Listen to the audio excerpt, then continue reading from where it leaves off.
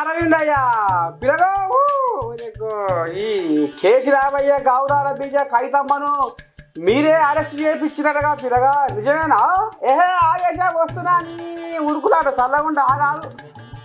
ఓ అరవిందో పిలగో తెలంగాణలో ఏం నడిపిస్తున్నావో చెప్పవో. ఎల్లుండి సోమవారం నాడు ప్రధానమంత్రి గారు జగిత్యాలకు వస్తున్నారు, మేము బిజీగా ఉన్నాము. ఎల్లుండి సోమవారం నాడు ప్రధానమంత్రి గారు జగిత్యాలకు వస్తున్నారు, మేము బిజీగా ఉన్నాము.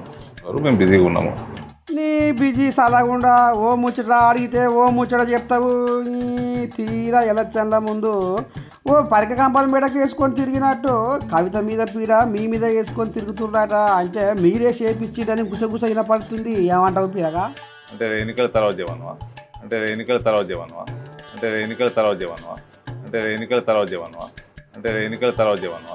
ఏహే కాదేశాని పిల్లగానివి. అరే అరే ఊరికే ఊరబెట్టకు నీ నష్ట చల్లకుండా.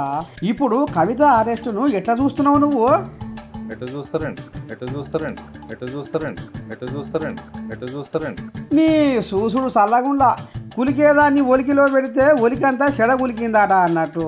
మరి కవితను 2 ఏళ్ల సంది ఊరిచ్చి తీరా పార్లమెంటు ఎలక్షన్ల ముందర అరెస్ట్ చేసిరు. ఎందుకు కావచ్చు పిల్లగా మీరు? ఈడీని అడగాలి, నన్ను అడిగితే ఎట్లనండి? అరెస్టు ఈడీ చేసుకొని పోతుందంట.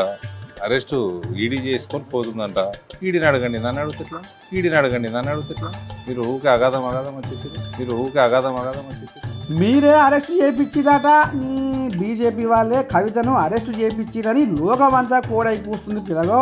బీజేపీ అరెస్ట్ చేస్తుందా? బీజేపీ రాజకీయ పార్టీ.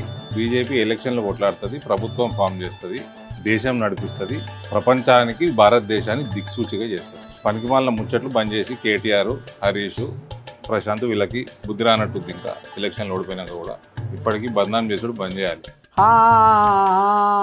అనుమానం ఏంటంటే మోడీ ఓదికు దిగిండు, ఈడీ ఓదికు దిగింది. ఇక 2 ఒక్కపారే అయ్యేసరికి ఇక మరి కేటీరావులకు అనుమానం వచ్చి పాడవుతుందట. మీ చెల్లెని ఇటువంటి లిక్కర్ స్కాములు చేయకుండా ఆపేది ఉండే, అంత బుద్ధిమంతులేదు. ఏంది పిల్లగా మా లోపాలు చెప్పు. మీ చెల్లెని ఇటువంటి లిక్కర్ స్కాములు చేయకుండా ఆపేది ఉండే, అంత బుద్ధిమంతులేదు. ఏమో పిల్లగా ఇక మరి ఎట సంగతో ఏందో ఏం కాదో ఈ రాజకీయం చల్లకుండా ఈ రంగుల రాజకీయమే ఎక్కడ అర్థమవుతుందట ఈ జనాలకు. మరి రేపు ఏం జరుగుతుందో, ఈ కేసు ఎందాక పోతుందో, రేపు పార్లమెంటు ఎలక్షన్లల్లో జనాలు ఎటు మొగ్గుతారో ఏమో.